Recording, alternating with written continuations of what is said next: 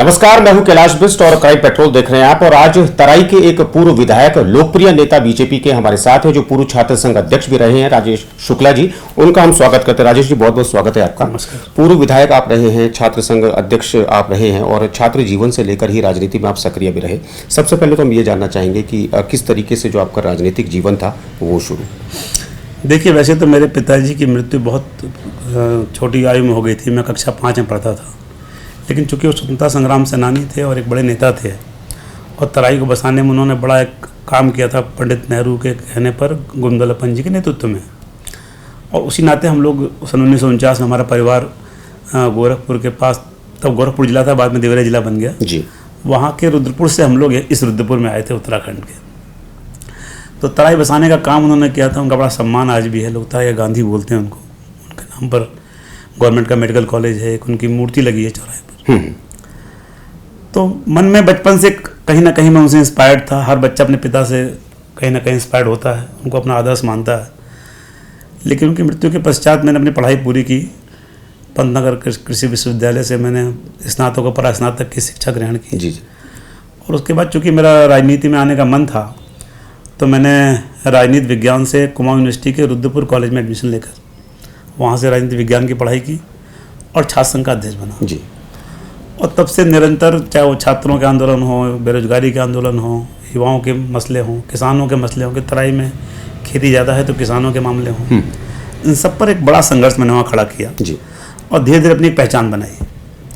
उसी संघर्ष में मेरी मुलाकात उस समय के मुख्यमंत्री मुलायम सिंह जी से हुई जी। तो उन्होंने मुझे अपने साथ जोड़ा और 2002 का जब पहला चुनाव उत्तराखंड का हो रहा था, उसमें उन्होंने मुझे टिकट दिया।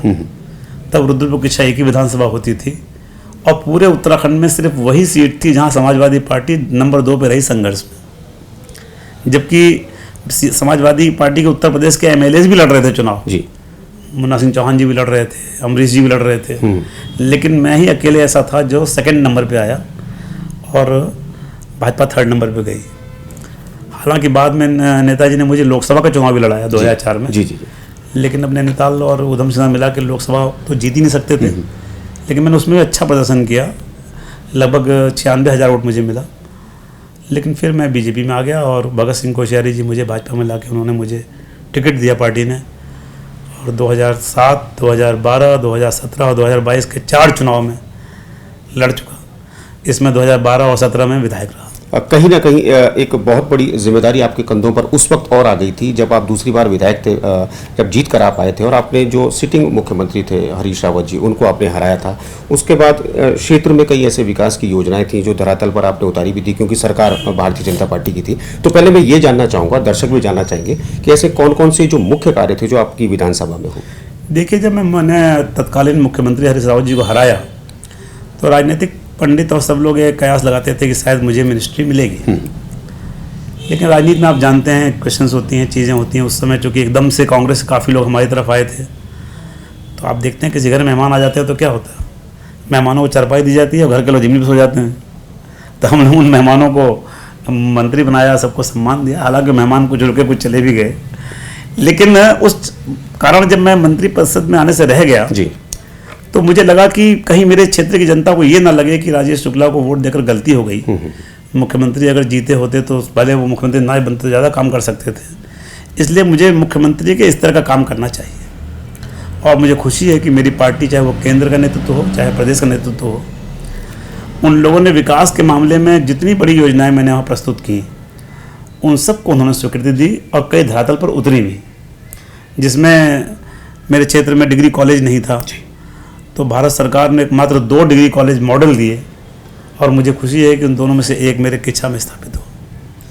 ऐसे ही हमारा एक बहुत छोटा सा 15 में एयरपोर्ट होता था और चूँकि वहाँ इंडस्ट्रियल डेवलपमेंट हुआ है, सिटकुल आया है, कई और चीज़ें हैं।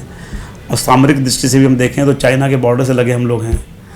और पर्यटन की दृष्टि से भी देखें तो अगर हम एक बड़ा इंटरनेशनल हवाई अड्डा बना देते वहाँ, तो उससे फिर हम छोटे एयरपोर्ट्स बना करके हम पहाड़ों के पर्यटन स्थलों और धार्मिक स्थलों की एक्टिविटी कर सकते थे जी। तो उस दृष्टिकोण से हम लोगों ने प्रपोजल दिया। ज़मीन हमारे पास थी और 1100 एकड़ ज़मीन हमने ट्रांसफ़र की एयरपोर्ट अथॉरिटी को। भारत सरकार ने ग्रीन फील्ड इंटरनेशनल एयरपोर्ट, जो उत्तराखंड का सबसे बड़ा एयरपोर्ट है, वो मेरे किचन बन रहा है। अब मौजूदा और लास्ट में जब धामी जी आ गए तो धामी जी से हम लोग और ज़्यादा अधिकार था, क्योंकि हम सब मित्रवत थे और धामी जी हमारे पड़ोसी क्षेत्र से विधायक भी रहा करते थे। तो जब धामी जी ने प्रधानमंत्री जी से एम्स की मांग रखी कि हमें एक एम्स और दीजिए कुमाऊं के लिए जी, और प्रधानमंत्री जी का एक बड़ा उदार हृदय है, इस छोटे से राज्य में उन्होंने एक दूसरा एम्स सैटेलाइट के रूप में दे दिया। तो मुझे खुशी है कि वो भी किच्छा में स्थापित हुआ। तो किच्छा में विकास की दृष्टि से हमने बड़े काम वहाँ खड़े किए, चाहे हाईटेक बस अड्डा हो, चाहे वहाँ की एसडीएम कोर्ट की स्थापना हो, चाहे वहाँ पर म्यूनसिपल कोर्ट की स्थापना हो, या वहाँ 3 नगर पालिकाएँ बनाने के उनके सृजन का सवाल हो, पंतनगर, सिरौली कला, लालपुर, वो सारा मैंने किया जी। लेकिन अब जानते हैं राजनीति में क्या है कि बहुत सी चीज़ें होती हैं। हमारे अल्पसंख्यक भाई हैं, उनके मन में एक भय बैठा रखा गया है लंबे समय से, और उनकी तादाद ज़्यादा है मेरे यहाँ, 40% के लगभग। राजेश जी, मैं आपको रोकूंगा। अगर मैं अभी करंट सिनेरियो की बात करूं तो अभी वहाँ से जो विधायक हैं और आपके बीच में अगर मौजूद है, भले ही आप आज वहाँ विधायक नहीं हैं, जो क्षेत्र में जो आपने काम किए हैं वो भी बहुत अद्भुत काम हुए हैं, लेकिन कुछ अखबारों को मैं पलट कर देख रहा था तो वहाँ पर कुछ आपसी जो मतभेद कहीं ना कहीं जो मौजूदा विधायक और आप में नजर आ रहे हैं, इस पर भी थोड़ा रोशनी आप डालिए। देखिए, मेरा ये मानना है कि हमारी लड़ाई वैचारिक होनी चाहिए। ठीक है, अपनी अपनी आइडियोलॉजी लेके हम चलते हैं, कोई किसी के पास कांग्रेस की आइडियोलॉजी है, किसी पे कम्युनिस्ट आइडियोलॉजी है, हमारे पास जनसंघ और भारतीय जनता पार्टी की अपनी आइडियोलॉजी है। व्यक्तिगत मतभेद नहीं होने चाहिए। लेकिन मुझे दुख है कि हमारे जो वर्तमान विधायक वहाँ जिनसे मैं पराजित हुआ हूँ, तिलक राज बेहड़ जी, जो रुद्रपुर से 2 बार हारने के बाद आपकी किच्छा है जी, उनका भाग्य अच्छा था कि वो जीत गए। अब वो चाहिए ये था कि उस लकीर को आगे बढ़ाते, उस विकास की यात्रा को और आगे बढ़ाते, तो बजाय इसमें कि वो विकास की यात्रा को आगे बढ़ाएं, मेरे मुख्यमंत्री जी ने बड़ा मन बनाया। उन्होंने कहा कि चाहे हमारा विधायक जीता हो या हारा हो, जहाँ जो दूसरे पक्षों के विधायक भी हैं वहाँ के विधायक भी प्रस्ताव दें, और मैं राज्य के हर विधायक के 10 बड़े प्रस्ताव लूँगा जी। तो जहाँ एक और मैंने इतने बड़े बड़े प्रस्ताव दिए थे, वहीं जब मैं देखा मैंने तिलक राज जी की लिस्ट, तो उस लिस्ट में कोई बड़ी योजना नहीं थी। तो मुझे लगता है कि या तो विजन का अभाव है, या और जो भी अभाव हो, उनको कंट्रोवर्सी खड़ा करने में, विवाद खड़ा करने में, अनर्गल आरोप लगाने में, झूठ बोलने में, और बहस को विकास के फोकस से हटाकर दूसरी तरफ ले जाने में मुझे लगता है उनकी ज़्यादा रुचि है। और उससे मुझे दुख ये हो रहा है कि इससे कहीं ना कहीं मेरे किच्छा का जो विकास, जो एक निरंतर आगे बढ़ रहा था, वो बाधित होगा, और इससे किच्छा का नुकसान होगा। आज भी आप लोगों में सक्रिय हैं, आप जनता के बीच में लगातार जाते हैं। ऐसी कुछ ज्वलंत समस्याएं जो आपके समय पर जिन पर काम हो रहा था, आज उन पर काम नहीं हो रहा, जनता परेशान हो? जी, जैसे कि अभी हमारे यहाँ एक बड़ा इशू था, किच्छा के शहर के बीचों बीच से एक नहर बहती थी, जो धीरे धीरे गंदगी का साम्राज्य हो गई थी। अब उस नहर पर बड़ी मुश्किल से मैंने उस समय सरकार से कहे सुनकर, क्योंकि बड़ा प्रोजेक्ट था, एक कवरिंग करके एक सड़क बनाने का, 5 किलोमीटर सड़क पूरे नहर को कवर करते हुए बीचों बीच शहर के बीच से जाए, मुख्यमंत्री घोषणा में शामिल कराया था।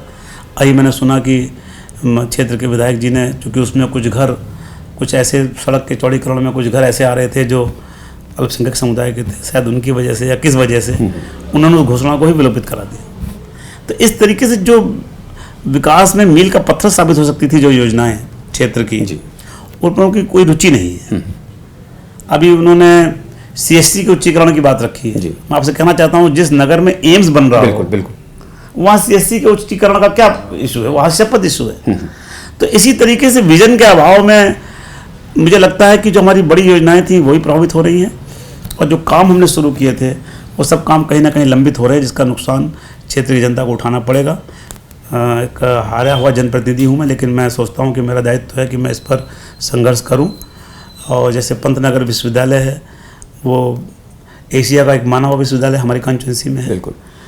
तराई बीज निगम है, मेरी कॉन्स्टिट्यूंसी में है, जो पंतनगर के बीज आपने सुना होगा, जो पूरे देश में फेमस थे और जिन्होंने हरित क्रांति के क्षेत्र में भारत को ले जाने में बड़ा योगदान दिया।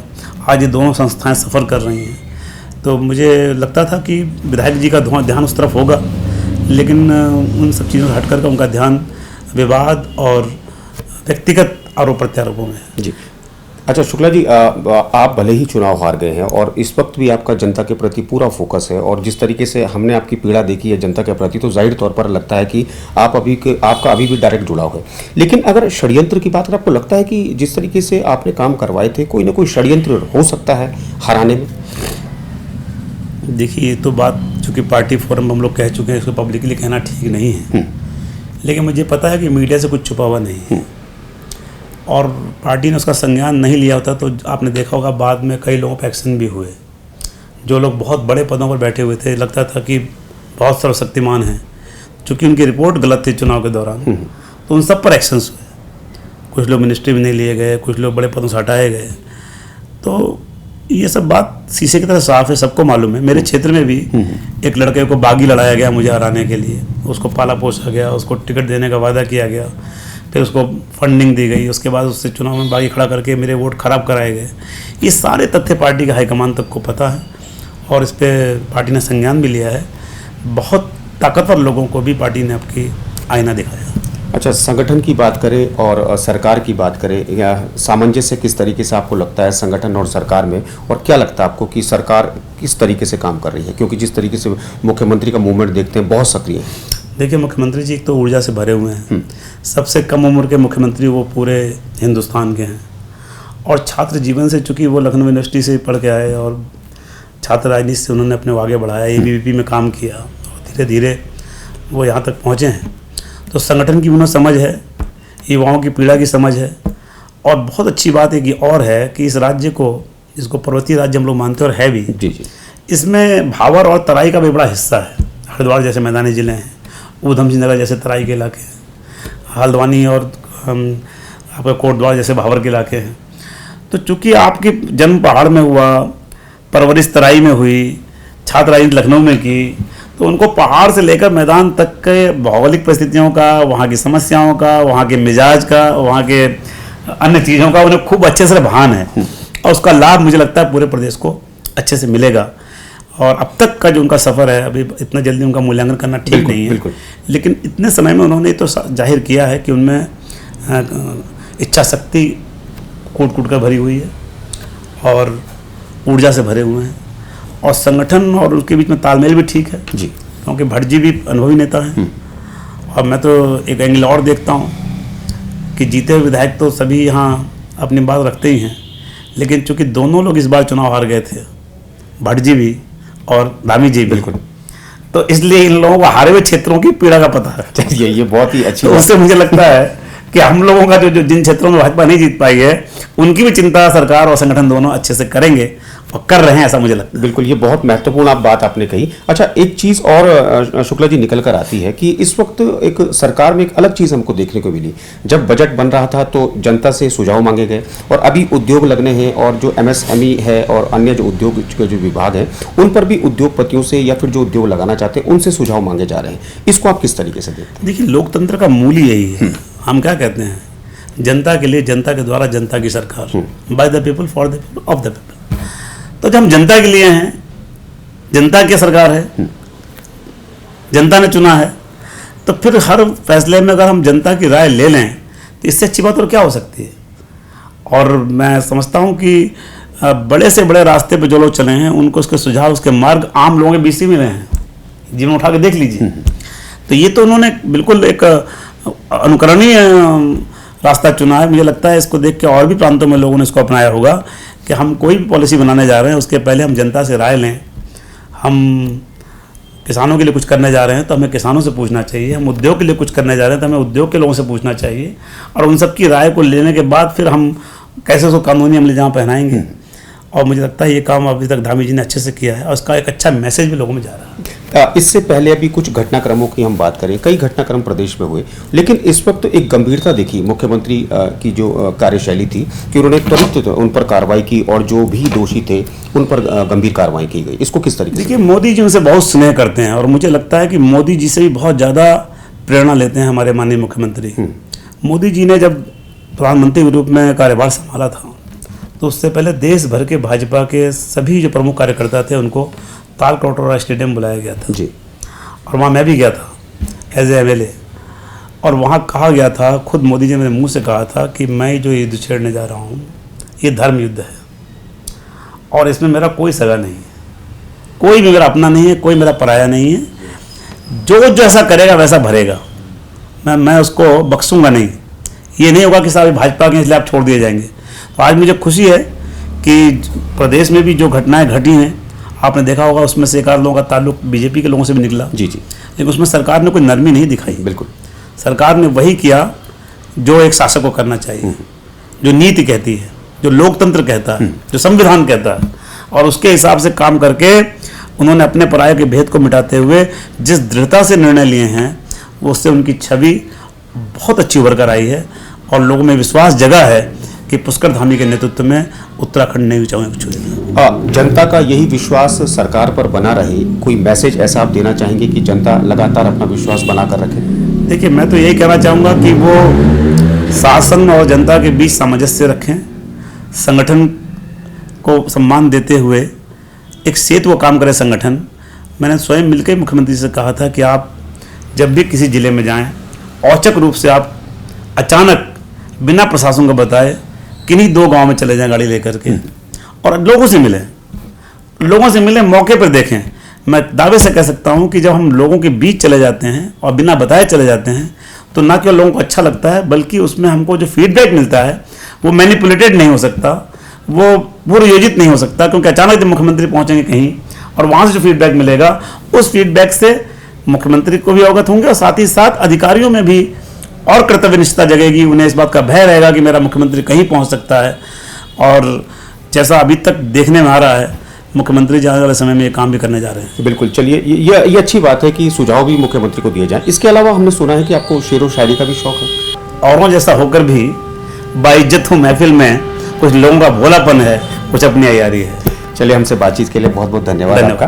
तो आज जो शख्सियत थे हमारे साथ राजेश शुक्ला जी, जो पूर्व विधायक हैं, और आज उनसे हमने बातचीत की। अगली बार फिर किसी और शख्सियत से मुलाकात होगी, तब तक मुझे दीजिए इजाजत। नमस्कार।